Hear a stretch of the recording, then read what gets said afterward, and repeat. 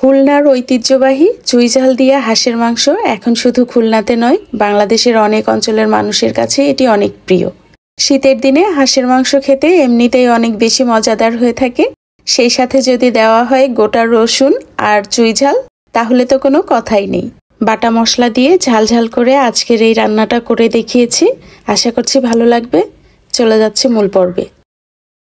এখানে একটা দেশি হাঁসকে ভালো মতো পরিষ্কার করে পুড়িয়ে নিয়েছিলাম, এরপরে পছন্দ মতো কেটে নিয়েছি।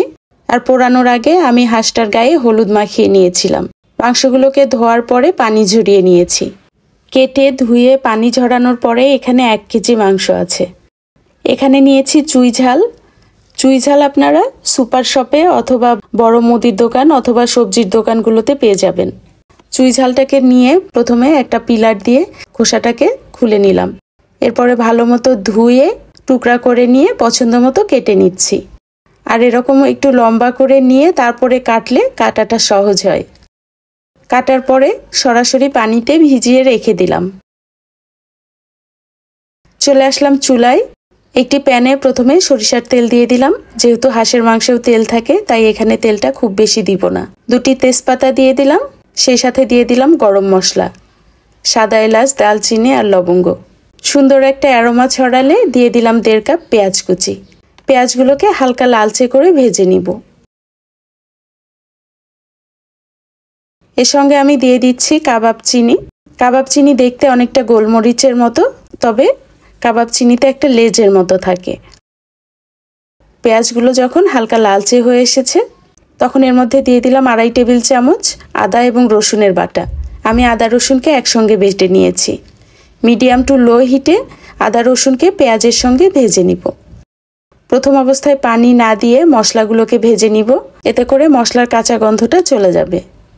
আরও কিছুটা সময় ভেজে নিয়ে এর মধ্যে বাকি মশলাগুলোকে দিয়ে দিচ্ছি। দিয়ে দিলাম শুকনা মরিচ বাটা 2 টেবিল চামচ। ঝালটা স্বাদ বুঝে বাড়িয়ে কমিয়ে দিতে পারবেন।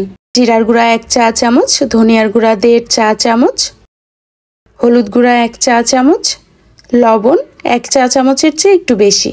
মশলাগুলোকে আবারও ভালো মতো কষিয়ে নিব। চুলার আঁচটা মিডিয়াম টু লোয়ে আছে। প্রথম অবস্থায় পানি না দিয়ে কষিয়ে নিব যতক্ষণ না মশলাগুলো লেগে আসছে। যখন মশলাগুলো প্যানের সঙ্গে লেগে আসবে, তখন এর মধ্যে অল্প করে পানি দিয়ে দিলাম। আমি অল্প অল্প করে পানি দিব আর মশলাগুলোকে প্রায় 8 থেকে 10 মিনিটের মতো কষিয়ে নিব। যে কোনো রান্নায় মশলাগুলোকে সময় নিয়ে কষিয়ে নিলে দেখবেন যে রান্নার স্বাদটা অনেকখানি বেড়ে যায়। 8 থেকে 10 মিনিটের মতো মশলাগুলোকে কষিয়ে নেওয়ার পরে যখন উপরে এরকম তেল ভেসে উঠবে, এই পর্যায়ে এর মধ্যে মাংসগুলোকে দিয়ে দিচ্ছি। মাংসগুলোকে মশলার সাথে ভালো করে মিশিয়ে দিব। পুরো রান্নাতে আমি চুলার আঁচটা মিডিয়াম টু লোয়ে রাখবো। ঢাকনা দিয়ে দিলাম, অপেক্ষা করছি 4 থেকে 5 মিনিটের জন্য। যেহেতু মশলার পরিমাণটা বেশি আছে, খুব বেশি সময় ঢেকে রেখে দিলে প্যানের সঙ্গে লেগে যেতে পারে। 5 মিনিট পরে ঢাকনা খুলে উল্টে পাল্টে মিশিয়ে দিচ্ছি।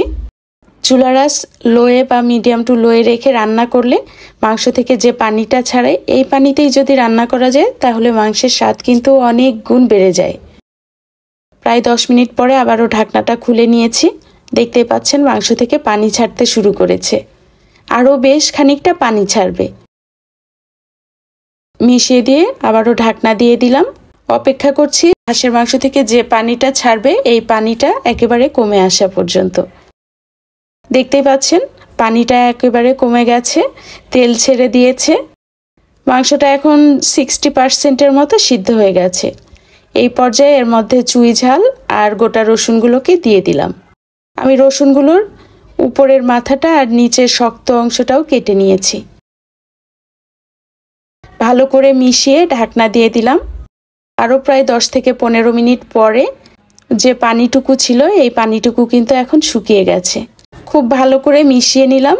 এবার পুরোপুরি সিদ্ধ করার জন্য পানি দিয়ে দিলাম। আমি এখানে ফুটন্ত গরম পানি দিয়েছি। সবকিছুকে একটু মিশিয়ে দিয়ে কয়েকটা কাঁচামরিচ দিয়ে দিলাম। কাঁচামরিচগুলোর মুখের অংশটা একটু কেটে দিয়েছি, এতে করে হালকা ঝাল ছাড়বে। ঢেকে দিয়ে অপেক্ষা করছি পুরোপুরি সিদ্ধ হওয়া পর্যন্ত। মাংসগুলো এখন পুরোপুরি সিদ্ধ হয়ে গেছে আর হাঁসের মাংস থেকেও কিন্তু বেশ অনেকটা তেল ছেড়ে দিয়েছে। এই পর্যায়ে আধা চা চামচ গরম মশলার গুঁড়া দিয়ে একটু মিশিয়ে দিলাম। এখন যে ঝোলটা আছে, ঠান্ডা হওয়ার পরে কিন্তু ঝোলটা আরও অনেকখানি ঘন হয়ে যাবে, তাই এর চেয়ে আর বেশি ঝোলটাকে শুকাবো না। চুলার আঁচটা একেবারে কমিয়ে দিয়ে আরও 2 থেকে 3 মিনিট চুলার উপরে রেখে দিয়েছিলাম। এরপরে নামিয়ে সার্ভ করে দিয়েছি। চুই ঝাল দিয়ে হাঁসের মাংসটা খেতে কিন্তু বেশ হয়েছিল। যারা এখনও চুই ঝাল দিয়ে হাঁসের মাংস খাননি, একবার ট্রাই করে দেখতে পারেন। আশা করছি আপনাদেরও ভালো লাগবে। আজকের পর্বটি যদি ভালো লেগে থাকে, অবশ্যই আপনাদের ফ্রেন্ডস ও ফ্যামিলির সঙ্গে শেয়ার করবেন। ভালো থাকবেন সবাই। আল্লাহ হাফেজ।